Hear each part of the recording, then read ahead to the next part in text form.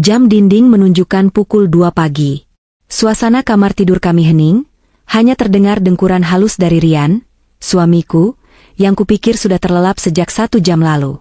Namun, getaran halus di sisi tempat tidur membuat mataku, yang sedari tadi terpejam pura-pura tidur, sedikit terbuka di balik selimut tebal. Rian bergerak pelan, sangat hati-hati. Ia bangkit dari posisinya, meraih ponsel yang ia letakkan di nakas, lalu berjalan mengendap-endap menuju balkon kamar. Cahaya bulan yang menelusup dari celah gorden memperlihatkan siluet tubuhnya yang tegap, tubuh lelaki yang dulu kucintai setengah mati. Lelaki yang kuangkat derajatnya dari seorang staf biasa menjadi direktur di salah satu anak perusahaanku. Aku menajamkan pendengaran. Jantungku berdegup kencang, bukan karena cinta, melainkan karena adrenalin kebencian yang perlahan membakar logikaku. "Halo, sayang." Suaranya terdengar, berbisik namun tajam di telingaku yang sudah terlatih waspada. Iya, dia sudah tidur. Tidur seperti kerbau. Dia tidak tahu apa-apa. Ada jeda sejenak. Rian tertawa kecil, tawa yang terdengar sangat menjijikkan. "Tenang saja, Clara. Semua sudah beres. Sertifikat tanah, ruko, bahkan saham perusahaan utama, aku sudah berhasil memalsukan tanda tangannya bulan lalu. Notaris bayaran itu bekerja dengan sangat baik. Sekarang, secara hukum, hampir 80% aset Arini sudah atas namaku. Dia wanita bodoh yang terlalu percaya pada suaminya." Aku menggigit bibir bawahku kuat-kuat hingga terasa perih. "Wanita bodoh," katanya. 7 tahun aku membangun kerajaan bisnis warisan ayahku, melipat gandakan aset, dan dia pikir aku sebodoh itu tidak menyadari pergerakan asetku sendiri? "Besok adalah hari hanya," lanjut Rian, suaranya makin bersemangat. "Aku sudah bilang padanya aku ada perjalanan bisnis ke Singapura selama seminggu. Padahal, kita akan terbang ke Paris, sayang. Kita akan menikah di sana, lalu bulan madu keliling Eropa dengan uang wanita bodoh itu." Air mataku tidak menetes. Aneh sekali, biasanya seorang istri akan hancur mendengar ini, tapi aku justru merasa dingin. Hatiku membeku. Rasa sakit itu ada, tapi tertutup oleh rasa muak yang luar biasa. Oh ya, soal perhiasan dan uang tunai di brankas, besok pagi aku akan mengurasnya. Aku akan minta dia mengisi saldo kartu debit prioritas itu sampai penuh. Kau tahu kan, limitnya miliaran? Kita akan belanja sepuasnya di Champs-Élysées. Aku mendengar suara kecupan jauh lewat telepon. "I love you too, Clara. Sabar ya. Besok malam kita bebas. Selamat tinggal kemiskinan, selamat tinggal Arini si workaholic membosankan." Rian menutup teleponnya, lalu kembali masuk ke kamar. Aku segera mengatur napas, membuat ritme teratur seolah-olah aku sedang bermimpi indah. Ia naik ke tempat tidur, menarik selimut, dan, yang membuatku ingin muntah, mencium keningku sekilas. "Tidurlah yang nyenyak, donaturku," bisiknya pelan, sangat pelan, nyaris tak terdengar. Tapi aku mendengarnya. Malam itu, aku tidak tidur lagi. Mataku menatap langit-langit kamar yang gelap, merangkai setiap kepingan rencana yang sudah kusiapkan. Rian tidak tahu satu hal. Sejak 3 bulan lalu, ketika aku pertama kali mencium bau parfum wanita lain di kemejanya, aku sudah menyewa detektif swasta. Aku tahu siapa Clara, mantan model majalah dewasa yang bangkrut dan terlilit hutang pinjaman online. Dan soal aset, Rian mungkin berpikir dia pintar dengan menyuap notaris. Tapi dia lupa, aku adalah Arini. Notaris yang dia suap itu adalah orang kepercayaanku yang sedang bersandiwara. Dokumen yang Rian tanda tangani bukan pemindahan hak milik, melainkan surat pengakuan hutang dan pelepasan hak harta Gonogini yang sah di mata hukum jika dia terbukti berkhianat. Dia tidak membaliknamakan hartaku, dia justru baru saja menandatangani surat kematian finansialnya sendiri. Tapi itu belum cukup. Mengambil kembali aset secara hukum terlalu bersih untuk pengkhianat seperti dia. Aku ingin dia merasakan terbang tinggi, menyentuh awan, lalu kujatuhkan ke jurang tanpa dasar. Besok adalah pertunjukannya. Pagi datang dengan sinar matahari yang cerah, kontras dengan kegelapan hatiku. Aku bangun lebih dulu, menyiapkan sarapan seperti istri yang berbakti. Nasi goreng kesukaan Rian sudah tersaji di meja makan ketika dia turun dengan wajah segar bugar, wajah penuh kepalsuan. Selamat pagi, sayang, sapanya, lalu duduk dan melahap sarapannya. Wah, enak sekali. Kamu memang istri terbaik. Aku tersenyum, menuangkan kopi ke cangkirnya. Tentu saja. Kamu kan mau perjalanan bisnis ke Singapura hari ini. Aku harus memastikan kamu kenyang dan sehat. Rian tersedak sedikit, lalu tertawa canggung. Ah, iya. Singapura. Proyek besar. Mungkin aku akan sangat sibuk. Jadi kalau aku jarang membalas pesan, jangan marah ya. Aku mengerti, Mas. Kamu kan bekerja keras untuk masa depan kita dan Dinda, jawabku lembut. Dinda, putri sematawayang kami yang baru berusia 5 tahun, masih tidur di kamarnya. Syukurlah dia tidak melihat wajah munafik ayahnya pagi ini. Tiba-tiba Rian meletakkan sendoknya. Wajahnya berubah serius, mode manipulatifnya aktif. Rin, begini untuk operasional di sana, aku butuh dana likuid yang cukup besar. Kartu kredit perusahaan sedang limit karena pembayaran vendor kemarin. Bisa tidak kamu transfer ke kartu debit pribadiku? Atau isi saja rekening peganganku? Sekitar 2 miliar? 2 miliar. Angka yang fantastis untuk perjalanan bisnis seminggu. Dia benar-benar ingin menguras habis hartaku sebelum kabur. Aku menatap matanya dalam-dalam. Tidak ada rasa bersalah di sana, hanya ketamakan. 2 miliar? Bukankah itu terlalu banyak untuk akomodasi? Ada entertain klien, sayang.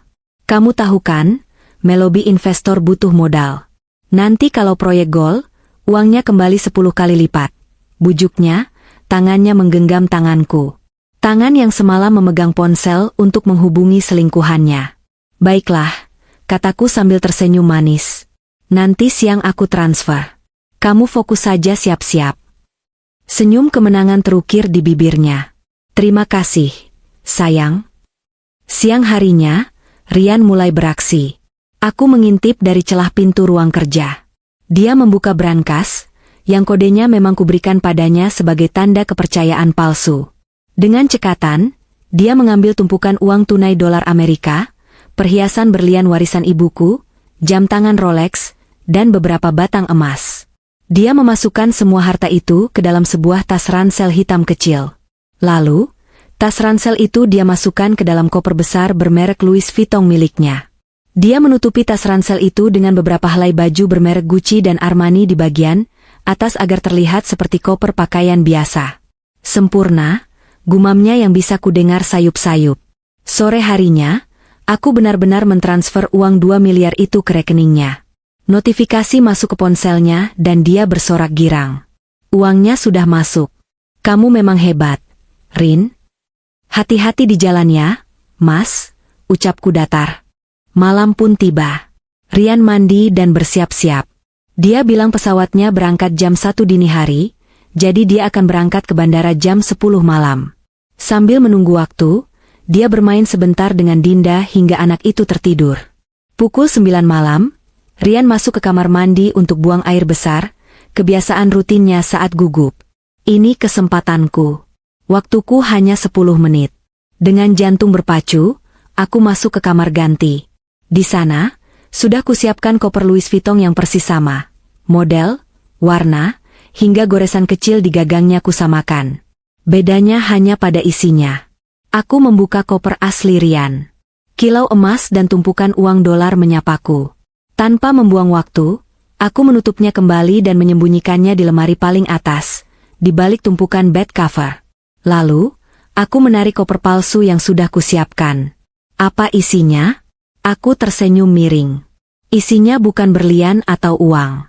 Isinya adalah tumpukan daster lusuh milik asisten rumah tanggaku yang sudah tak terpakai, kain lap dapur yang berminyak, beberapa batu bata untuk menyamakan berat, dan tumpukan koran bekas.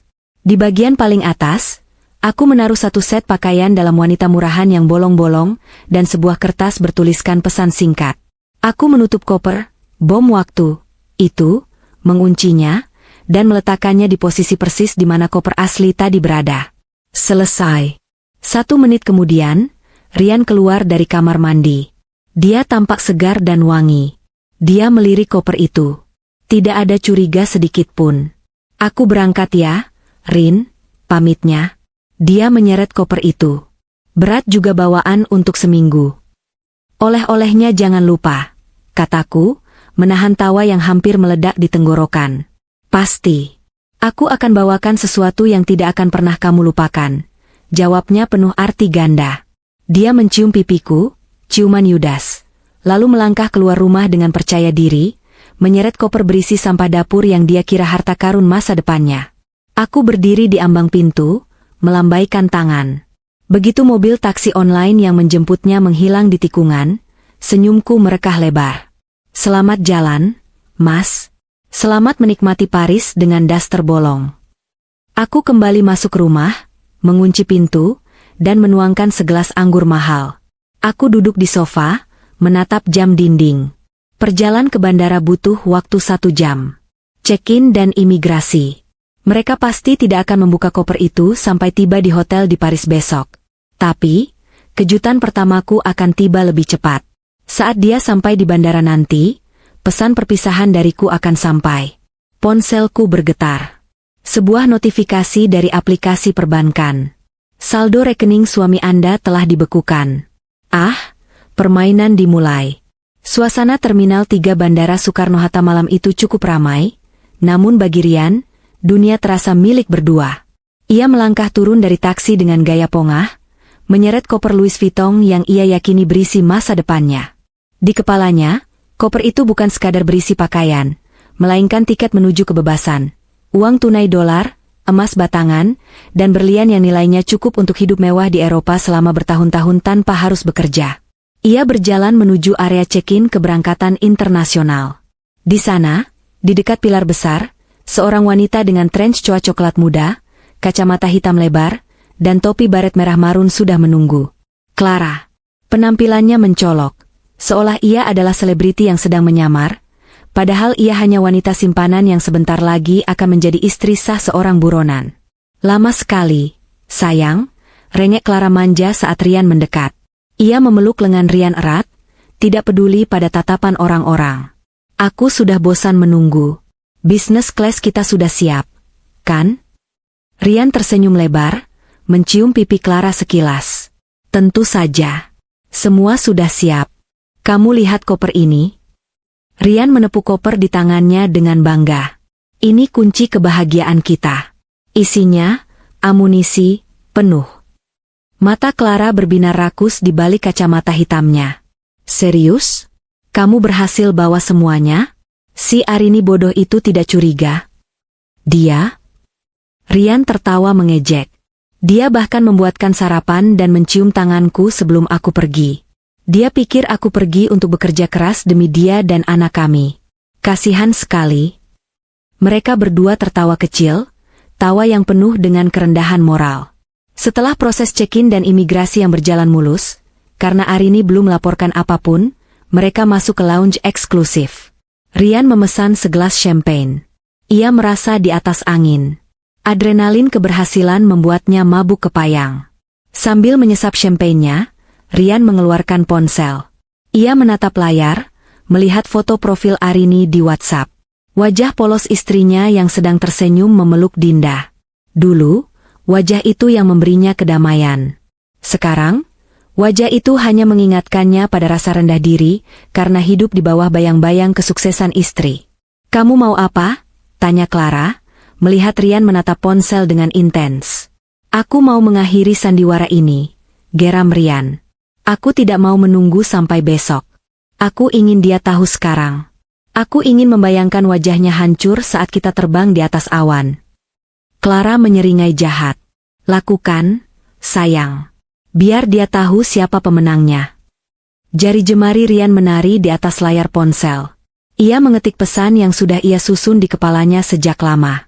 Kata-kata yang dirancang untuk melukai, menghina, dan meruntuhkan mental Arini. Tanpa ragu, ia menekan tombol kirim. Di sisi lain kota, di dalam rumah mewah yang kini terasa sunyi, aku duduk di sofa ruang tengah dengan segelas anggur merah di tangan. Lampu ruangan kumatikan, hanya cahaya televisi yang menyala tanpa suara yang menerangi wajahku. Ponselku bergetar di atas meja marmer. Aku meliriknya. Nama, suamiku, muncul di layar. Ah, saatnya tiba. Aku mengambil ponsel itu dengan tenang, membuka kuncinya, dan membaca pesan panjang yang baru saja masuk. Rian, wanita bodoh. Asal kamu tahu, saat kamu baca pesan ini, aku sudah mau terbang. Aku tidak pergi ke Singapura. Aku pergi ke Paris bersama Clara, wanita yang jauh lebih bisa memuaskanku daripada kamu yang kaku dan membosankan. Mulai sekarang, aku ceraikan kamu. Jangan harap aku kembali. Hartamu? Hahaha. Sudah kuambil semua. Cek saja brankasmu yang kosong melompong itu. Sertifikat, uang tunai, perhiasan, semua sudah ada di tanganku, di dalam koper yang kubawa ini. Rekeningmu juga sudah kukuras habis. Kamu pikir kamu pintar karena punya perusahaan? Kamu cuma wanita miskin yang menyedihkan sekarang. Selamat tinggal, Arini. Selamat menikmati hidup barumu sebagai janda miskin. Aku dan Clara akan hidup seperti raja dan ratu di Eropa dengan uangmu. Aku membaca pesan itu sekali. Lalu 2 kali. Tidak ada air mata. Tidak ada histeria. Yang ada hanya rasa geli yang luar biasa. Dia benar-benar percaya diri. Dia benar-benar mengira dia telah menang. Rian berpikir aku akan melempar ponsel ini ke dinding, menjerit, menangis, lalu meneleponnya sambil memohon. Dia ingin menikmati drama itu. Tapi aku adalah pemain catur, bukan pemain sinetron. Dengan jari yang stabil, aku mengetik balasan singkat. Aku memilih emotikon senyum yang paling lebar, wajah kuning dengan mata menyipit dan senyum gigi terlihat. Aku senang. Selamat bersenang-senang. Hanya itu. 3 kata dan 1 simbol yang mewakili kematian egonya nanti. Setelah menekan kirim, aku segera membuka aplikasi kontak. Aku mencari nomor Pak Hendra, manajer prioritas bank yang menangani semua rekening perusahaan dan pribadiku. Halo, Bu Arini? Malam-malam begini ada yang bisa saya bantu? Suara Pak Hendra terdengar sigap. Pak Hendra, maaf mengganggu. Saya ingin mengaktifkan protokol keamanan level 1 yang kita bicarakan minggu lalu. Kataku datar. Hening sejenak di ujung telepon. Pak Hendra tahu persis apa artinya. Ibu yakin? Ini akan membekukan semua akses kartu tambahan atas nama Pak Rian, termasuk kartu debit prioritas yang baru Ibu isi limitnya, dan memblokir akses mobile bankingnya. Aset akan dikunci total. Lakukan sekarang, Pak. Detik ini juga. Dan satu lagi, laporkan kartu kreditnya sebagai kartu curian, jadi jika dia mencoba menggeseknya di luar negeri, mesin EDC akan menelannya atau petugas keamanan akan menahannya. Baik, Bu Arini. Sedang saya proses. Selesai. Semua akses Pak Rian sudah lumpuh total per detik ini. Terima kasih, Pak Hendra. Selamat malam. Aku menutup telepon. Senyumku semakin lebar. Di angkasa sana, Rian sedang memegang bom waktu finansial. Kembali ke lounge bandara. Rian mengerutkan kening saat pesan balasan Arini masuk. Selamat bersenang-senang? Rian menatap layar ponselnya dengan bingung. Kok cuma begini? Gumamnya. Kenapa? Dia ngamuk? Tanya Clara antusias, mencondongkan tubuhnya. Tidak, dia malah kirim emotikon senyum dan bilang selamat bersenang-senang. Jawab Rian, nada suaranya terdengar tidak percaya. Dia tidak memaki, tidak menelepon. Clara terbahak, suara tawanya melengking membuat beberapa orang menoleh. Ah, dia pasti syok berat itu. Otaknya konslet. Atau dia belum cek brankasnya.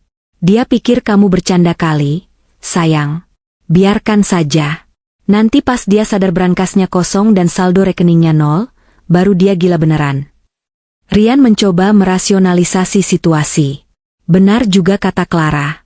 Arini mungkin mengira ini prank atau dia terlalu terkejut, hingga tidak bisa bereaksi wajar. Dasar wanita aneh. Ya sudahlah, yang penting kita bebas. Terdengar panggilan boarding untuk penumpang business class. Rian dan Clara bangkit.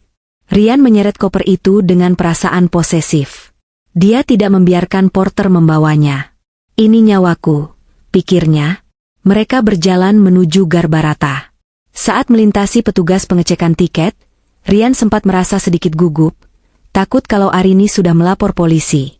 Tapi petugas itu tersenyum ramah dan mempersilakan mereka masuk. Rian menghela napas lega. Aman. Aku benar-benar berhasil. Di dalam pesawat, mereka duduk di kursi yang bisa direbahkan menjadi tempat tidur. Pramugari datang menawarkan minuman selamat datang. Rian memesan champagne lagi.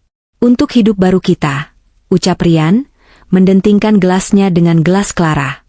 Untuk tas Hermes dan belanja di Paris, sahut Clara sambil mengedipkan mata.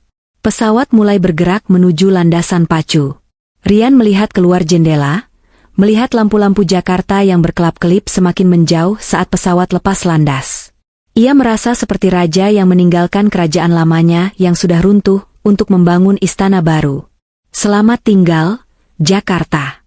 Selamat tinggal, Arini, bisiknya. Dia tidak tahu bahwa kartu di dompetnya kini tak lebih dari potongan plastik tidak berguna. Dia tidak tahu bahwa koper di kompartemen atas kepalanya berisi daster bekas yang baunya apek. Dia tidak tahu bahwa wanita yang dia sebut bodoh sedang duduk tenang di rumah, memantau pergerakan mereka, dan bersiap melepaskan anjing-anjing pemburu saat mereka mendarat nanti. Rian memejamkan mata, membayangkan dirinya berjalan di Champs-Élysées, masuk ke butik Louis Vuitton, dan membelikan Clara semua yang dia mau dengan menggesek kartu debit platinum milik Arini. Imajinasi itu begitu indah, begitu nyata. Sayang, bisik Clara di sebelahnya, kepalanya bersandar di bahu Rian. Nanti sampai di Paris, kita langsung ke hotel bintang 5 itu kan? Aku mau spa, badanku pegal semua. Apapun untukmu, ratuku. Kita punya uang 2 miliar di kartu, dan jutaan dolar di koper. Kamu mau beli menara Eiffel pun aku usahakan, canda Rian. Mereka tertawa lagi. Tawa terakhir sebelum badai. Pesawat menembus awan gelap malam, membawa 2 manusia serakah menuju takdir yang sudah ditulis ulang oleh istri yang tersakiti. Di bawah sana, Jakarta perlahan menghilang, tapi dendam Arini baru saja lepas landas. Terbang lebih cepat dari pesawat itu, menunggu mereka di Paris dengan seringai mematikan. Di rumah, aku meletakkan gelas anggur yang sudah kosong. Aku beranjak ke kamar Dinda, mengecup kening putriku yang sedang tertidur lelap. Ayahmu sudah pergi, nak, bisikku pelan. Dia memilih jalan kehancurannya sendiri. Mulai besok, kita akan membangun kerajaan kita sendiri, tanpa parasit, tanpa pengkhianat. Aku kembali ke kamar tidur utama, melihat sisi ranjang Rian yang kosong. Dingin. Tapi entah kenapa, malam ini aku merasa hangat.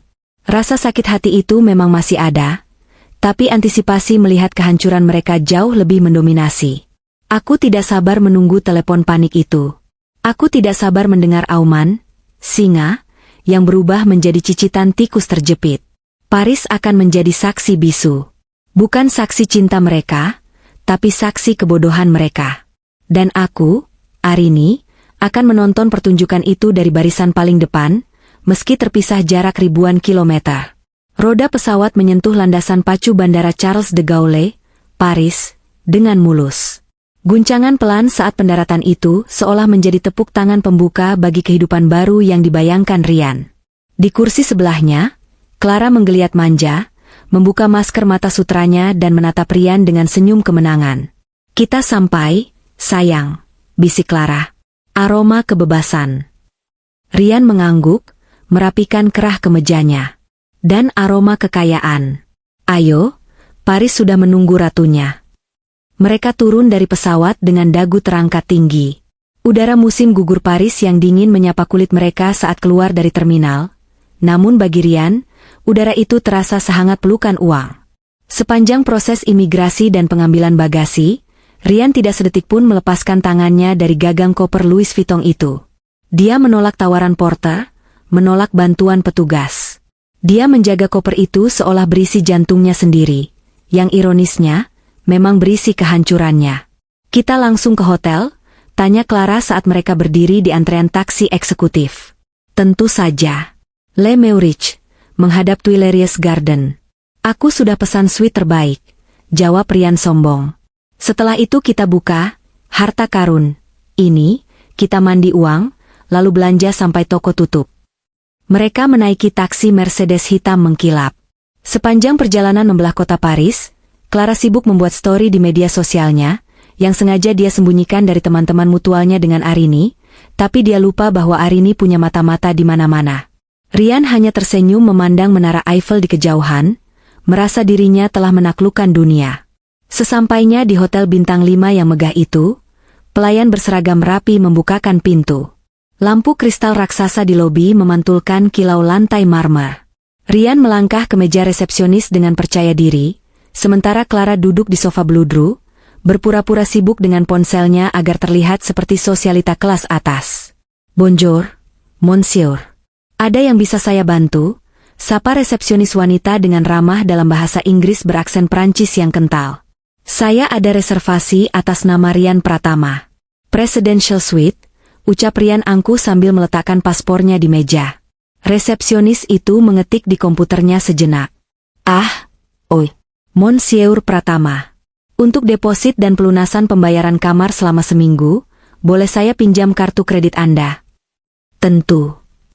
Rian mengeluarkan kartu debit prioritas berwarna hitam mengkilap. Kartu yang dia yakini berisi uang 2 miliar rupiah hasil transfer Arini kemarin sore. Dia menyerahkannya dengan gaya 2 jari. Resepsionis memasukkan kartu itu ke mesin EDC. Hening sejenak. Bep. Lampu merah menyala. Resepsionis itu mengerutkan kening, mencoba lagi. Bep. Merah lagi. "Maaf, monsieur. Kartunya ditolak." "Declinet," ucapnya sopan namun tatapannya sedikit berubah. Rian tertawa kecil, tawa yang dipaksakan. Tidak mungkin. Itu kartu prioritas limit tanpa batas. Mungkin mesin Anda yang rusak atau koneksinya jelek. Coba lagi." Wanita itu mencoba untuk ketiga kalinya. Hasilnya sama. Tetap ditolak, monsieur. Keterangannya, pick up card. Kartu harus ditahan karena alasan keamanan. Tapi karena Anda tamu, saya kembalikan saja.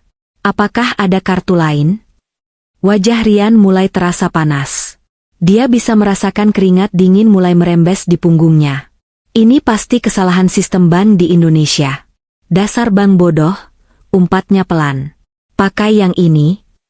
Rian mengeluarkan kartu kredit platinum pribadinya, yang merupakan kartu tambahan dari rekening utama Arini. Bep. Ditolak. Rian mengeluarkan kartu ketiga. Ditolak.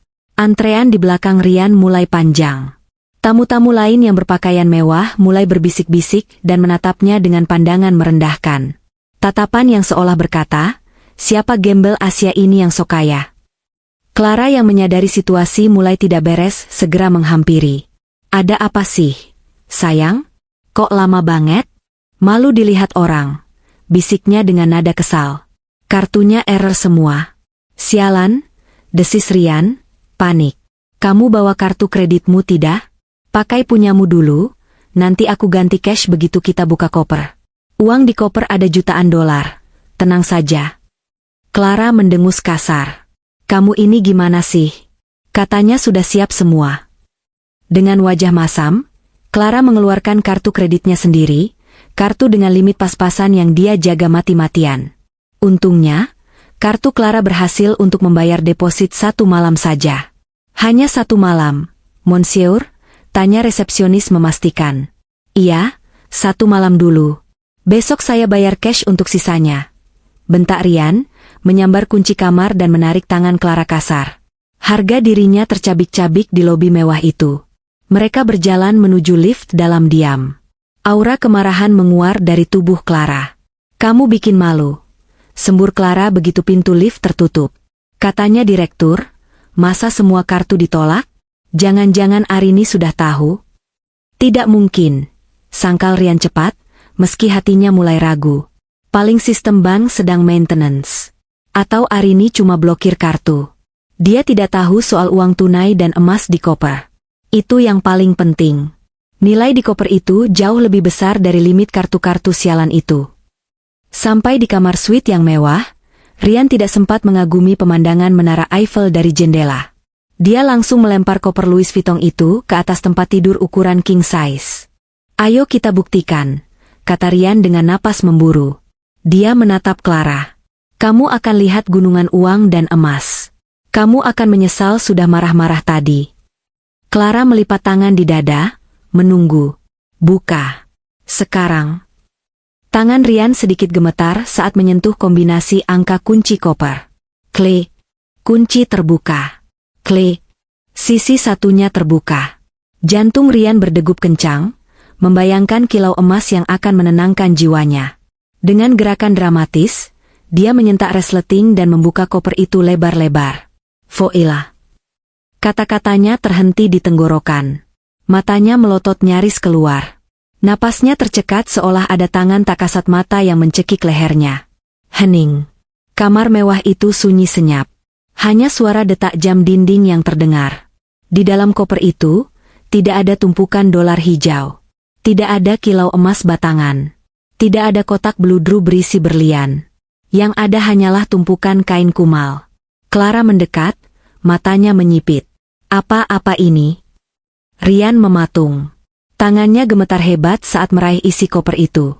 Dia menarik sehelai kain bermotif batik pudar yang sudah sobek di bagian ketiak. Itu daster bekas Bei Inah, pembantu mereka. Dia menarik lagi kain lainnya. Lap dapur yang masih ada bercak noda minyak dan sambal yang mengering. Baunya apek, bau keringat lama dan bumbu dapur, langsung menyeruak memenuhi kamar hotel yang wangi lavender itu. Di bawah tumpukan daster dan lap kotor itu, ada beberapa batu bata merah yang dibungkus koran bekas. Pemberat yang membuat koper itu terasa meyakinkan saat dibawa. Mana uangnya? Suara Clara mulai naik 1 oktav. Rian, mana uangnya? Rian membongkar isi koper itu dengan panik, seperti orang gila. Dia melempar daster-daster bekas itu ke lantai, mengobrak-abrik koran bekas, mencari kompartemen rahasia yang tidak pernah ada. Tidak mungkin. Rian bergumam, wajahnya pucat pasi seperti mayat. Aku sendiri yang memasukkannya, aku melihatnya, emasnya, uangnya. Lalu, matanya menangkap sesuatu. Di dasar koper, di bawah tumpukan sampah itu, ada sebuah amplop merah muda yang wangi. Sangat kontras dengan isi koper yang menjijikkan. Dengan tangan gemetar, Rian membuka amplop itu. Di dalamnya ada selembar foto dan secari kertas. Fotonya adalah foto selfie Arini yang sedang tersenyum manis, sambil memegang gepokan uang dolar, dan kalung berlian yang seharusnya ada di koper ini. Dan tulisan di kertas itu, ditulis dengan tinta emas yang indah. Halo, mantan suamiku sayang senang. Bagaimana Paris? Indah? Kuharap kamu suka koleksi daster musim gugur terbaruku. Itu daster bekas Bei Inah yang sudah mau dibuang. Tapi kupikir lebih cocok dipakai oleh pelakor kesayanganmu daripada dibakar. Kamu pikir aku tidak tahu? Kamu pikir aku bodoh? Aku menukar kopernya saat kamu berak. Rian. Saat kamu sibuk membuang kotoranmu, aku membuang kotoranku, yaitu kamu, dari hidupku. Nikmatilah Paris tanpa uang sepeser pun. Kartumu sudah mati. Hartamu nol. Dan oh ya, Clara, semoga kamu suka pria miskin.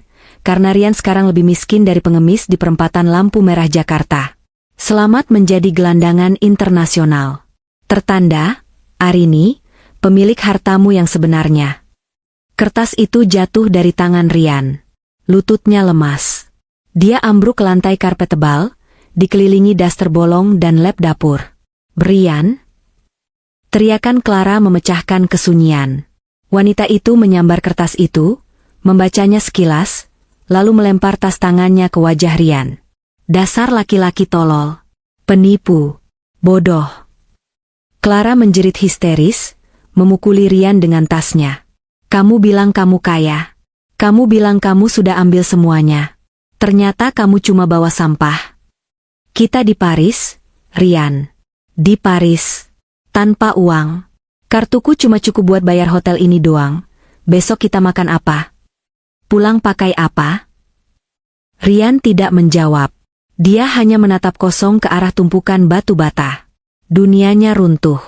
Langit-langit kamar hotel serasa ambrol menimpanya. Dia ingat senyum Arini tadi pagi, ciuman tangannya, nasi goreng itu. Selamat bersenang-senang, pesan Arini tadi. Sekarang dia paham. Itu bukan ucapan selamat. Itu adalah vonis hukuman mati. Di luar jendela, menara Eiffel berkelap-kelip indah, seolah menertawakan dua orang bodoh yang baru saja jatuh dari puncak dunia ke dasar neraka dalam hitungan menit. Malam pertama di Paris yang seharusnya menjadi malam penuh gairah dan kemewahan, berubah menjadi arena tinju tanpa wasit. Kamar presidential suite di Hotel Le Meurice itu kini berantakan, bukan karena percintaan, melainkan peperangan. Kau penipu bangsat, jerit Clara. Suaranya serak karena sudah 2 jam ia memaki tanpa henti. Clara melempar bantal, vas bunga kecil, hingga menu layanan kamar ke arah Rian yang duduk meringkuk di sudut sofa. Wajah Rian, yang biasanya sombong dan klimis, kini kusut masai. Ada goresan merah di pipinya, bekas kuku Clara yang mendarat tadi saat mereka berebut dompet untuk mengecek sisa uang tunai yang ternyata hanya ada beberapa lembar ratusan ribu rupiah dan sedikit euro recehan sisa kembalian taksi. Clara, tenang dulu, kita harus berpikir jernih. Rian mencoba membela diri, mengangkat kedua tangannya. Marah-marah tidak akan mengubah isi koper itu jadi uang. Berpikir jernih? Clara tertawa histeris, air mata kemarahan melunturkan maskaranya hingga wajahnya tampak seperti hantu. Kau menyeretku ke negara orang, janji manis mau beli tas Hermes, mau keliling Eropa, tapi ternyata kau cuma bawa sampah. Kau tahu, Rian, aku meninggalkan gadunku yang lama demi kamu. Aku pertaruhkan semuanya karena aku pikir kau sukses menipu istrimu. Ternyata kau yang ditipu mentah-mentah. Kata-kata itu menohok ulu hati Rian. Ditipu mentah-mentah. Kalimat itu berulang-ulang di kepalanya. Bayangan wajah Arini yang tersenyum memberinya koper itu terus menghantui. Betapa bodohnya dia. Betapa naifnya dia mengira Arini adalah wanita rumahan yang tidak tahu apa-apa. Arini adalah pebisnis. Dia biasa membaca gerak-gerik lawan, dan Rian, suaminya sendiri, adalah lawan yang paling mudah dia baca. Kita masih punya tiket pulang, kan? Tanya Clara tiba-tiba, matanya menyala penuh harap. Cek emailmu. Tiket pulang. Rian buru-buru merogoh saku celananya, mengambil ponselnya. Dia mencoba membuka email konfirmasi penerbangan. Namun, nasib buruk sepertinya enggan pergi. Sial. Desis Rian. Kenapa? Jangan bilang. Tiket pulang kita di-cancel. Suara Rian bergetar. Notifikasinya baru masuk. Pembelian tiket dibatalkan sepihak oleh pemegang kartu utama, karena terindikasi penipuan. Arini, dia mirifan tiket pulang kita. Clara menjerit panjang, lalu ambruk ke lantai. Dia menangis meraung-raung, memukuli karpet mahal hotel itu. Mereka terjebak. Di benua yang berbeda. Tanpa uang. Tanpa tiket pulang. Dan besok pagi, mereka harus keluar dari hotel ini karena deposit kartu kredit Clara hanya cukup untuk 1 malam. Pagi di Paris datang dengan langit kelabu yang mendung, seolah turut berduka atas nasib 2 manusia serakah ini. Pukul 11 siang, telepon kamar berdering. Resepsionis mengingatkan waktu check-out. Dengan langkah gontai, Rian dan Clara keluar dari kamar. Perut mereka berbunyi nyaring. Mereka belum makan sejak di pesawat kemarin sore. Rasa lapar mulai menggerogoti logika, menyisakan insting bertahan hidup yang purba. Rian menyeret koper Louis Vuitton itu. Isinya sudah dia buang. Batu bata dan kain lap dapur itu dia tinggalkan di tempat sampah kamar mandi. Sekarang koper itu kosong, seringan harga dirinya saat ini. Dia tetap membawanya karena hanya itu barang berharga yang tersisa, berharap mungkin bisa dijual di pasar loak. Di lobi, tatapan resepsionis yang kemarin ramah kini berubah dingin. Kunci kamar, Monsieur, pintanya tanpa senyum. Setelah proses administrasi selesai, mereka didorong keluar dari pintu putar hotel, kembali ke trotoar dingin Paris. Angin musim gugur yang menusuk tulang langsung menyambut mereka. Clara merapatkan trench coatnya yang tipis. Dia menggigil, bukan hanya karena dingin, tapi karena ketakutan. Sekarang apa? Tanya Clara ketus. Aku lapar, Rian. Aku mau makan. Aku juga lapar. Clara, jangan merengek, bentak Rian. Stres membuatnya kehilangan kesabaran. Ayo kita jalan cari wifi gratis. Aku harus menelepon Arini. Hanya dia jalan keluar kita. Kau mau minta tolong sama dia? Kau tidak punya malu? Cibir Clara. Persetan dengan malu. Kau mau mati beku di sini jadi gelandangan? Mereka berjalan menyusuri Rue de Rivoli. Toko-toko kue memajang kroasang dan macaron yang menggugah selera di etalase kaca, membuat air liur mereka menetes. Tapi mereka hanya bisa menelan ludah. Orang-orang berlalu lalang dengan pakaian modis, tertawa, menikmati hidup. Rian dan Clara merasa seperti alien yang terbuang. Akhirnya, mereka menemukan taman umum yang memiliki akses wifi gratis. Rian duduk di bangku taman yang dingin. Tangannya gemetar saat membuka aplikasi WhatsApp. Nama, istriku, masih ada di sana. Dulu dia ingin menghapusnya, tapi sekarang nama itu adalah satu-satunya harapan. Rian menekan tombol panggilan video. Berdering, berdering. Jantung Rian mau copot. Angkatlah, Rin. Tolong angkat. Tiba-tiba, layar berubah. Wajah Arini muncul. Dia sedang duduk di kursi kerjanya yang besar di kantor, mengenakan blazer putih yang elegan. Di belakangnya terlihat pemandangan gedung pencakar langit Jakarta. Dia tampak berwibawa, cantik, dan, yang paling menyakitkan bagi Rian, sangat bahagia. "Halo, mantan suami," sapa Arini datar. Tidak ada kemarahan dalam suaranya, hanya ketenangan yang mengerikan. "Bagaimana Paris? Sudah puas belanja?" "Arini." Suara Rian pecah. Dia hampir menangis. "Rin, tolong aku. Tolong kami. Kami terdampar. Kartu tidak bisa dipakai. Tiket pulang hangus. Kami tidak punya uang sepeser pun. Kami belum makan." Di layar, Arini menyesap kopinya perlahan. "Oh, begitu? Sayang sekali. Padahal aku dengar escargot di sana enak." "Rin, jangan bercanda. Ini serius." Rian memelas. Dia merendahkan suaranya, membuang egonya jauh-jauh. "Maafkan aku, Rin. Aku hilaf. Aku bodoh. Aku minta maaf sudah mengkhianatimu. Tolong, transfer sedikit saja uang untuk kami beli tiket pulang. Aku janji akan ganti setelah sampai Jakarta. Aku akan sujud di kakimu." Clara di sebelah Rian ikut mendekat ke layar. Wajahnya memelas. "Mbak Arini, tolong Mbak, saya salah." Arini tertawa, tawa yang renyah namun tajam. "Kalian ini lucu sekali. Kemarin bilang aku wanita bodoh.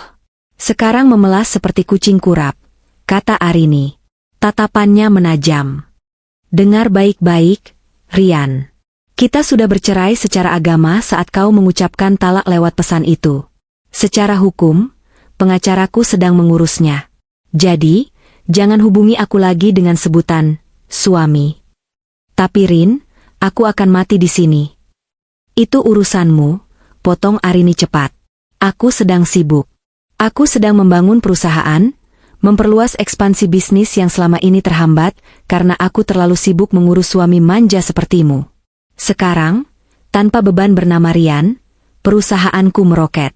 Aku menikmati kekayaanku, Rian, sendiri, bersama anakku, tanpa parasit. Rin, setidaknya demi Dinda."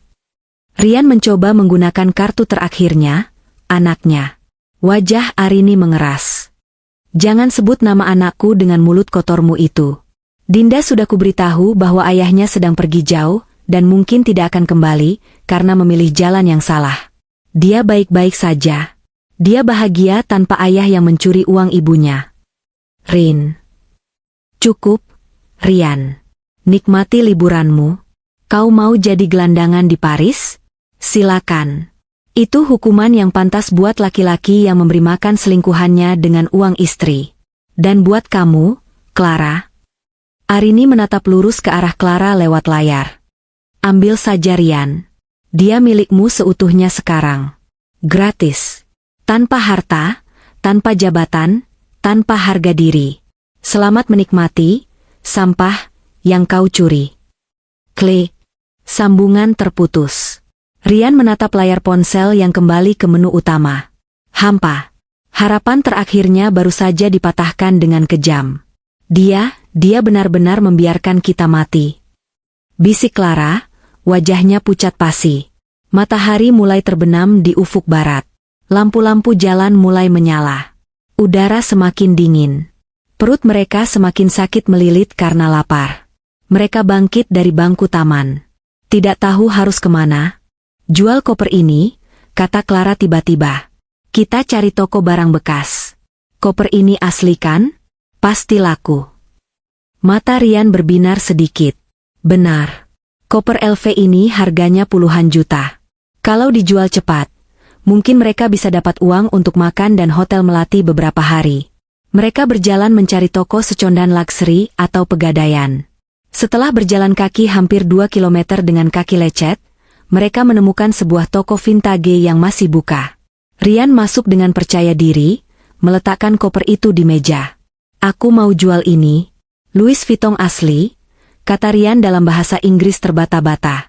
Penjaga toko, seorang pria tua berkacamata, memeriksa koper itu. Dia melihat nomor serinya, meraba bahannya, lalu mengecek gagangnya. Pria tua itu menggeleng. "Maaf, Monsieur. Saya tidak bisa terima ini." "Kenapa? Ini asli. Saya beli di Plaza Indonesia," seru Rian panik. "Mungkin asli," jawab pria itu dengan aksen Prancis yang kental. "Tapi gagangnya rusak, rodanya macet, dan ada goresan besar di bagian bawah. Kondisinya buruk. Lagi pula, model ini sudah tua dan tidak banyak peminatnya. Kami tidak membeli sampah." "Sampah," kata itu lagi. Mereka diusir keluar. Malam itu, di bawah jembatan Pont Neuf yang indah, 2 orang warga negara Indonesia duduk meringkuk saling membelakangi. Rian memeluk koper kosongnya yang tak laku dijual. Clara menangis tanpa suara karena air matanya sudah habis. Di seberang sana, kapal pesiar Sungai Seine lewat dengan gemerlap lampu dan suara musik pesta. Orang-orang berdansa, makan enak, dan tertawa. Sementara Rian dan Clara, sang direktur dan sang model, kini resmi menjadi gelandangan di salah satu kota termahal di dunia. Perut Rian berbunyi keras sekali, memecah keheningan yang menyedihkan itu. "Aku benci kamu, Rian," bisik Clara lirih di tengah dinginnya angin malam. "Aku juga benci diriku sendiri," jawab Rian dalam hati, memejamkan mata, berharap ini semua hanya mimpi buruk. Tapi rasa dingin di kulitnya terlalu nyata untuk diingkari. 3 hari.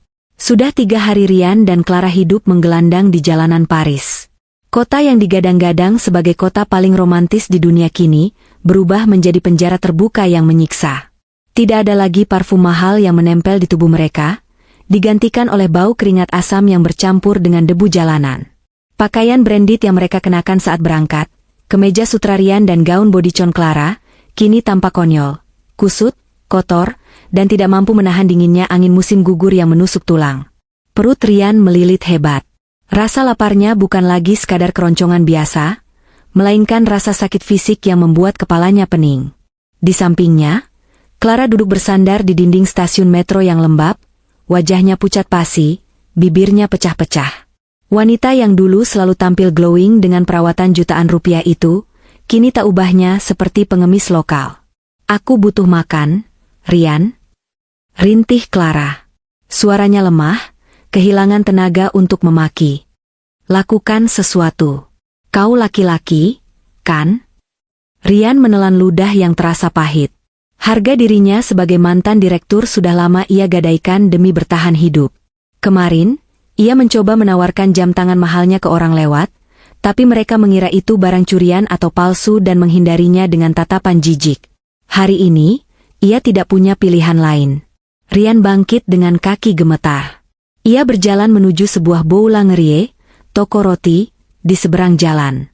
Aroma roti panggang yang hangat menguar dari sana, menusuk hidungnya, membuat air liurnya menetes tak terkendali. Ia melihat seorang turis baru saja selesai makan dan meninggalkan nampan di meja luar kafe. Masih ada setengah potong sandwich dan sisa kopi dingin di sana. Dengan gerakan cepat seperti maling, Rian menyambar sisa sandwich itu. "Hei, allez vous en, pergi sana," teriak pelayan toko yang melihatnya, sambil mengibaskan serbet seolah mengusir lalat. Rian lari terbirit-birit kembali ke tempat Clara, mendekap potongan roti sisa gigitan orang asing itu seolah itu adalah emas batangan.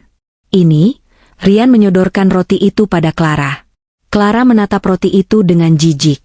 "Ini bekas orang, Rian? Kau memberiku sampah. Makan saja atau kau mati kelaparan," bentak Rian, emosinya meledak. Ia sendiri langsung menggigit ujung roti itu dengan rakus, tidak peduli lagi pada kebersihan. Melihat Rian makan, insting purba Clara mengambil alih.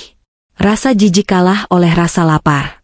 Ia merampas sisa roti itu dari tangan Rian, dan melahapnya seperti hewan buas. Dalam hitungan detik, roti itu habis. Mereka berdua terengah-engah, saling bertatapan dengan mata kosong. Kenyang tidak, tapi setidaknya ganjalan di perut membuat mereka bisa berpikir sedikit lebih jernih, yang justru membawa mereka pada kesadaran akan betapa hancurnya hidup mereka. "Ini semua salahmu," desis Clara tiba-tiba, menyeka remah roti di sudut bibirnya dengan punggung tangan yang kotor. Rian membelalak. "Salahku? Kau yang merengek minta ke Paris. Kau yang menghasutku untuk menguras harta Arini. Kalau bukan karena gaya hidupmu yang boros, aku tidak akan nekat begini." "Oh, jadi kau menyalahkanku." Clara berdiri, suaranya mulai meninggi, menarik perhatian pejalan kaki. "Kau yang bodoh. Mengaku pintar, mengaku direktur hebat, tapi dibodohi istri sendiri. Istrimu itu yang iblis, dan kau yang tolol karena tidak sadar koper itu ditukar. Laki-laki macam apa yang tidak bisa membedakan berat emas dan batu bata? Tutup mulutmu." Rian ikut berdiri, wajahnya merah padam. "Kalau kau tidak sibuk selingkuh sana-sini sebelum ketemu aku, mungkin otakmu bisa dipakai sedikit untuk bantu mikir." "Bangsat!" Clara mendorong dada Rian keras-keras. Rian yang emosi dan lelah kehilangan kendali. Ia menampar pipi Clara. "Plah!" Suara tamparan itu terdengar cukup keras. Clara terhuyung ke belakang, memegangi pipinya dengan tatapan tak percaya. Di Jakarta, Rian selalu memanjakannya, memuja-mujanya bak ratu.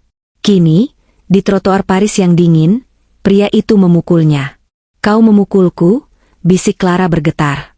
Lalu jeritannya pecah. Ia menerjang Rian, mencakar wajahnya, menjambak rambutnya yang sudah lepek. Mereka bergulat di trotoar seperti dua kucing liar yang berebut wilayah. Orang-orang di sekitar mereka berhenti, beberapa mengeluarkan ponsel untuk merekam, sementara yang lain berteriak memanggil polisi. Tidak ada lagi romansa. Tidak ada lagi cinta sejati yang mereka banggakan saat mengkhianati Arini. Yang tersisa hanya kebencian murni. Dua pendosa yang saling menyiksa di neraka buatan mereka sendiri. Tiba-tiba, dua orang petugas gendarmerie, polisi Prancis, datang memisahkan mereka. Rian ditarik paksa, Clara didorong menjauh. Petugas itu membentak dalam bahasa Prancis yang cepat dan keras. Rian hanya bisa mengangkat tangan, mencoba menjelaskan dengan bahasa Inggris yang patah-patah bahwa mereka adalah turis yang kehabisan uang. Melihat paspor Indonesia mereka, polisi itu hanya menggelengkan kepala, memberi peringatan keras untuk tidak membuat keributan di area publik, lalu mengusir mereka pergi. Dengan tubuh babak belur, wajah penuh cakaran, dan hati yang remuk redam, mereka berjalan menjauh. Terpisah jarak 2 meter, tidak lagi bergandengan tangan. Malam harinya, mereka menemukan sudut sepi di dekat sebuah taman kota yang menyediakan wifi gratis. Ponsel Rian tinggal memiliki sisa baterai 5%. Itu adalah nyawa terakhir mereka untuk terhubung dengan dunia luar. "Cek-cek berita di Indonesia," kata Rian parau. Ia masih punya sedikit harapan bodoh bahwa mungkin Arini merasa kasihan dan mencabut blokirnya. Atau mungkin ada teman yang bisa dihutangi. Dengan tangan gemetar, Rian menyalakan data seluler yang menumpang wifi taman. Notifikasi berondongan masuk. Bukan pesan bantuan, tapi tagihan dan makian dari debt collector pinjaman online yang nomornya dijadikan kontak darurat oleh Clara. Rian mengabaikan itu dan membuka Instagram. Postingan paling atas di feed-nya adalah dari akun resmi perusahaan Arini. Foto itu baru diunggah 1 jam yang lalu. Di sana, terlihat Arini berdiri di podium sebuah acara bisnis bergengsi di Jakarta. Ia mengenakan gaun malam berwarna merah marun yang elegan, memegang piala penghargaan Best Woman Entrepreneur of the Year. Wajahnya bersinar, senyumnya penuh percaya diri. Di sebelahnya berdiri Dinda, anak mereka, yang juga tersenyum lebar memegang buket bunga. Captionnya tertulis, "Terima kasih atas penghargaan ini. Kesuksesan ini saya dedikasikan untuk putri saya dan tim hebat saya." Membuang beban yang tidak perlu ternyata adalah kunci untuk berlari lebih cepat menuju puncak. Hidup itu indah jika kita dikelilingi orang-orang yang tulus. New chapter success no drama. Rian membaca caption itu berulang-ulang. Membuang beban. Beban itu adalah dia. Di kolom komentar, ratusan orang memberi selamat. Beberapa teman Rian, yang dulu sering ia traktir pakai uang Arini, justru ikut berkomentar memuji Arini dan menyindir suami yang hilang. Lihat ini, Rian menyodorkan layar ponsel ke arah Clara. Clara melihat foto itu. Melihat betapa cantiknya Arini. Melihat berlian asli yang melingkar di leher Arini, berlian yang seharusnya menjadi miliknya jika rencana Rian berhasil. Rasa iri yang membakar dada Clara begitu panas, hingga rasanya ia ingin muntah darah. Dia menang, bisik Clara lirih. Dia benar-benar menang, Rian. Dia sedang pesta pora di sana, sementara kita berebut roti sisa di sini. Tiba-tiba, layar ponsel itu meredup. Logo baterai kosong berkedip sekali, lalu mati total. Layar menjadi hitam pekat. Koneksi terakhir mereka ke dunia luar telah putus. Harapan mereka padam bersama matinya ponsel itu. Rian menjatuhkan ponsel mati itu ke tanah. Ia menelungkupkan wajahnya ke lutut dan mulai menangis. Bukan tangisan penyesalan yang tulus, melainkan tangisan pecundang yang tidak terima kalah. Arini. Rian meraung ke langit malam Paris yang acuh tak acuh. Suaranya hilang ditelan angin. Di kejauhan, menara Eiffel berkelap-kelip indah, seperti jari tengah raksasa yang diacungkan dunia untuk mereka berdua. Rian sadar, ini bukan lagi soal bertahan hidup. Ini adalah azab instan. Arini tidak perlu mengotori tangannya untuk membunuh mereka. Dia cukup membiarkan mereka hidup, dan waktu yang akan menyiksa mereka perlahan-lahan hingga gila. Malam itu, untuk pertama kalinya, Rian merindukan suara omelan Arini, masakan sederhananya, dan kehangatan rumah yang dulu ia anggap membosankan. Tapi semua itu kini terasa jutaan tahun cahaya jauhnya, tak terjangkau oleh tangan kotor seorang pengkhianat. 2 minggu berlalu. Paris bukan lagi kota cahaya, melainkan kuburan dingin bagi harga diri Rian. Udara musim dingin mulai turun, membekukan sisa-sisa kemanusiaan yang ia miliki. Clara sudah pergi 3 hari lalu. Wanita itu menghilang mengikuti seorang pria tua asing yang ditemuinya di bar, rela menukar tubuhnya demi sepiring sup hangat dan tempat tidur, meninggalkan Rian sendirian memeluk koper Louis Vuitton kosong di lorong stasiun metro yang bau pesing. Ketika polisi imigrasi akhirnya melakukan razia rutin, Rian tidak lari. Ia menyerahkan diri dengan tatapan kosong, pasrah. Paspor kedaluarsa. Visa habis. Kau ilegal, ucap petugas dingin sambil memasang borgol. Di dalam mobil tahanan yang membawanya ke pusat deportasi, Rian menatap pantulan wajahnya di kaca. Ia bukan lagi seorang direktur atau suami.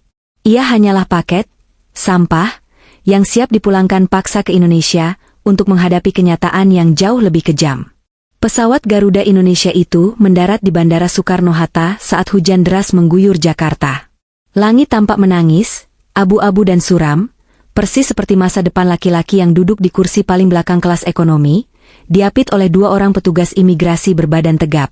Rian Pratama pulang. Namun, kepulangannya kali ini sangat berbeda dengan keberangkatannya 2 minggu lalu. Tidak ada lounge eksklusif, tidak ada champagne, dan tidak ada senyum angkuh. Ia mengenakan jaket hoodie kumal yang diberikan oleh Dinas Sosial Prancis, wajahnya tirus ditumbuhi brewok kasar yang tidak terawat, dan matanya cekung tanpa cahaya. Bau tubuhnya adalah campuran antara keringat basi dan keputusasaan. Saat roda pesawat menyentuh landasan, Rian teringat momen ketika ia mengirim pesan kejam itu pada Arini. "Selamat tinggal wanita miskin," tulisnya waktu itu. Ironi menamparnya begitu keras hingga ia ingin muntah. Kini, dialah yang miskin. Miskin harta, miskin harga diri, dan miskin moral. Jalan, perintah petugas di sebelahnya kasar saat pesawat berhenti sempurna. Rian digiring keluar. Ia berharap bisa menyelinap keluar bandara dan menghilang ke ganggang sempit Jakarta. Tapi Arini adalah pemain catur yang selalu berpikir 10 langkah ke depan. Dia tidak hanya memblokir kartu ATM, dia juga memastikan sambutan yang layak bagi suaminya. Tepat di Garbarata, 4 orang polisi berseragam coklat sudah menunggu. Salah satu dari mereka memegang map merah. "Saudara Rian Pratama?" tanya polisi itu tegas. Rian mengangguk lemah. Lututnya gemetar. "Anda kami tangkap atas dugaan penggelapan dana perusahaan PT Arini Sejahtera senilai 15 miliar rupiah, pemalsuan dokumen aset, dan pencurian perhiasan. Ini surat perintah penangkapannya. Rian tidak sempat membela diri. Klik. Borgol besi yang dingin melingkar di pergelangan tangannya. Bunyi itu terdengar lebih mengerikan daripada vonis mati. Orang-orang yang baru turun dari pesawat menatapnya, beberapa berbisik, beberapa merekam dengan ponsel. Rian menunduk dalam-dalam, berharap lantai bandara membelah dan menelannya hidup-hidup. 3 hari kemudian, di ruang kunjungan rutan Polda Metro Jaya, Rian duduk di kursi besi yang dingin. Ia mengenakan baju tahanan berwarna oranye. Rambutnya sudah dicukur paksa. Ia tampak 10 tahun lebih tua. Ia menunggu dengan gelisah. Pengacaranya, yang disediakan negara karena ia tidak mampu menyewa pengacara swasta, mengatakan ada seseorang yang ingin menemuinya. Pintu terbuka. Aroma parfum mahal menyeruak masuk, aroma vanila dan rose yang sangat Rian kenal. Aroma rumah. Aroma kemewahan yang dulu ia sia-siakan. Arini masuk. Dia tampak menakjubkan. Mengenakan terusan sutra berwarna navy yang membalut tubuhnya dengan elegan, rambutnya disanggul rapi, dan wajahnya dipulas make-up tipis yang segar. Di tangannya, ia menjinjing tas Hermes asli, bukan koper berisi sampah seperti yang dibawa Rian. Arini duduk di hadapan Rian, terhalang meja kaca. Tidak ada emosi di wajahnya. Hanya ketenangan yang menghanyutkan, seperti permukaan danau sebelum badai. Rin. Suara Rian parau, pecah oleh tangis yang tertahan. Arini, maafkan aku. Arini menatapnya lekat-lekat. Halo, Rian. Bagaimana liburanmu? Aku dengar kau dideportasi karena mengemis di Champs-Élysées. Sangat memalukan untuk seorang mantan direktur. Aku salah, Rin. Aku hilaf. Rian bersujud di atas meja, mencoba meraih tangan Arini, tapi Arini menarik tangannya dengan jijik. Tolong cabut laporanmu, Rin. Aku tidak mau dipenjara. Aku akan lakukan apa saja. Aku akan jadi pembantumu, supirmu, apa saja. Demi Dinda, Rin. Dinda butuh ayahnya. Mendengar nama Dinda, mata Arini berkilat tajam. Jangan sebut nama anakku. Kau kehilangan hak untuk menyebut namanya saat kau mencoba mencuri masa depannya untuk berfoya-foya dengan pelacur itu. Clara yang memaksaku. Dia yang menghasutku. Rian mencoba melempar kesalahan, kepengecutannya muncul lagi. Arini tertawa kecil, tawa yang menusuk. Selalu menyalahkan orang lain. Kau tahu, Rian? Aku sebenarnya sudah tahu perselingkuhanmu sejak 6 bulan lalu. Aku diam. Aku memberimu kesempatan. Aku menunggu kau sadar. Tapi apa yang kau lakukan? Kau malah merencanakan untuk menguras hartaku. Kau pikir notaris itu bodoh? Kau pikir aku tidak tahu kau memalsukan tanda tanganku? Rian terbelalak. Jadi, semua itu jebakan? Semuanya, jawab Arini santai. Uang 2 miliar yang kutransfer ke kartu debitmu? Itu dana fiktif dari akun virtual yang sudah kuseting untuk autoblok begitu terdeteksi transaksi di luar negeri. Dokumen aset yang kau bawa? Itu fotokopi warna yang tidak punya kekuatan hukum. Dan koper itu? Arini tersenyum miring, senyum yang membuat darah Rian membeku. Koper itu adalah mahakaryaku. Aku ingin kau merasakan bagaimana rasanya berada di puncak harapan, lalu dihempaskan ke dasar kenyataan. Saat kau membuka koper itu di Hotel Bintang 5 dan melihat daster bekas, itulah momen di mana aku merasa puas. Kau menukar istri berlian dengan batu bata. Jadi, aku memberimu batu bata yang sesungguhnya. Rian menangis terseduh-seduh. Hatinya hancur bukan karena penyesalan, tapi karena ia sadar ia kalah telak. Ia kalah pintar, kalah strategi, dan kalah moral dari wanita yang selama ini ia anggap remeh. Aku akan dipenjara berapa lama? Rin, tanyanya lirih. Pengacaraku sudah menyiapkan tuntutan berlapis. Penggelapan, pemalsuan, pencurian. Dengan bukti-bukti yang kumiliki, minimal 12 tahun, jawab Arini dingin. Dan saat kau keluar nanti, kau akan tua, miskin, dan sendirian. Tidak ada yang akan mempekerjakan mantan narapidana penggelapan uang. Tega kamu, Rin? Tega? Arini berdiri, mencondongkan tubuhnya ke depan. Kau berniat meninggalkanku dan anakmu tanpa uang sepeser pun. Kau ingin kami menderita sementara kau bersenang-senang di Eropa. Aku hanya mengembalikan apa yang kau tanam, Rian. Ini panen rayamu. Arini merapikan tasnya, bersiap pergi. Oh ya, satu lagi, Arini berbalik di ambang pintu. Surat cerai kita sudah diputus pengadilan secara verste kemarin, karena kau tidak hadir. Hak asuh Dinda jatuh penuh padaku. Semua aset kembali padaku. Dan rumah orang tuamu yang kau jaminkan untuk judi online diam-diam tahun lalu? Bank sudah mau menyitanya, tapi aku membelinya. Orang tuamu sekarang tinggal di sana atas belas kasihanku. Jadi, jangan harap mereka bisa membantumu. Rian merosot dari kursinya. Ia jatuh ke lantai yang dingin, meraung tanpa suara. Habis. Semuanya habis. Dia benar-benar telah dikuliti hidup-hidup oleh keserakahannya sendiri. Selamat tinggal, Rian. Nikmati duniamu yang baru, ucap Arini, lalu melangkah keluar tanpa menoleh lagi. Epilog. 1 tahun kemudian. Sebuah restoran mewah di rooftop gedung pencakar langit Jakarta dipenuhi tawa dan denting gelas. Arini berdiri di tengah ruangan, memegang gelas wine, dikelilingi oleh kolega bisnis dan sahabat-sahabatnya. Malam itu adalah perayaan ekspansi perusahaannya ke pasar internasional. Selamat ya, Bu Arini. Luar biasa pencapaian tahun ini, puji seorang investor asing. Terima kasih. Ini semua berkat kerja keras tim dan ketenangan pikiran setelah membuang sampah beracun, jawab Arini sambil tersenyum penuh arti. Di sudut ruangan, Dinda yang kini berusia 6 tahun sedang bermain dengan gembira bersama pengasuhnya. Anak itu tumbuh cerdas dan bahagia, jauh dari bayang-bayang toksik ayahnya. Arini berjalan menuju balkon, menatap gemerlap lampu kota Jakarta di bawah sana. Angin malam menerpa wajahnya. Ia merasa bebas. Sangat bebas. Ia teringat kabar terakhir yang ia dengar tentang Clara.